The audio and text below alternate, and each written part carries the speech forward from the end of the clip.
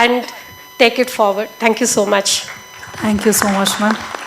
ಇನ್ನು ನೆಲ ನರೇಂದ್ರ ಬಾಬು ಸರ್ ಇದ್ದಾರೆ, ಈ ಸಿನಿಮಾನಲ್ಲಿ ಆ್ಯಕ್ಟ್ ಮಾಡಿದ್ದಾರೆ. ಸೊ ಸರ್, ನಿಮ್ಮ ಪಾತ್ರದ ಬಗ್ಗೆ ಪರಿಚಯಿಸ್ಕೊಡಿ. ಧನಂಜಯ್ ಭಾಳ ಚಿಕ್ಕ ಹುಡುಗನಿಂದ ನನಗೆ ನಮ್ಮ ಕ್ಷೇತ್ರದಲ್ಲಿ ಬೆಳೆದಂಥ ಹುಡುಗ.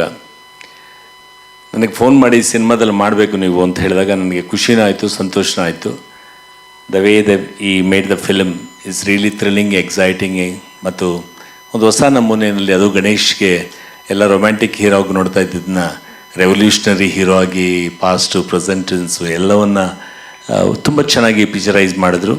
ನನಗೆ ಈ ಸಿನಿಮಾಗೆ ದೇವರ ಆಶೀರ್ವಾದ ಇದೆ ಅನ್ನೋಕ್ಕೆ ನನಗಾದಂಥ ಒಂದು ಅನುಭವ.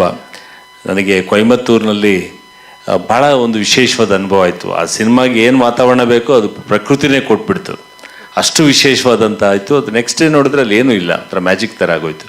ಹೀಗಾಗಿ ಪಿನಾಕ ಹೆಸರೇ ಹೇಳುವಂತೆ ಇಲ್ಲಿ ಪಿನಾಕದಲ್ಲಿ ಒಂದು ವಿಶೇಷತೆ ಇದೆ ಮತ್ತು ಮಾಸ್ ಕ್ಲಾಸ್ ಮತ್ತು ಪ್ಯಾನ್ ಇಂಡಿಯಾಗೆ ಹೇಳಿ ಮಾಡಿಸ್ದಂಗಿದೆ. All the best Dhananjay, Ganesh ಮತ್ತು ಎಂಟೈರ್ ಟೀಮ್ಗೆ ನಮಸ್ಕಾರ.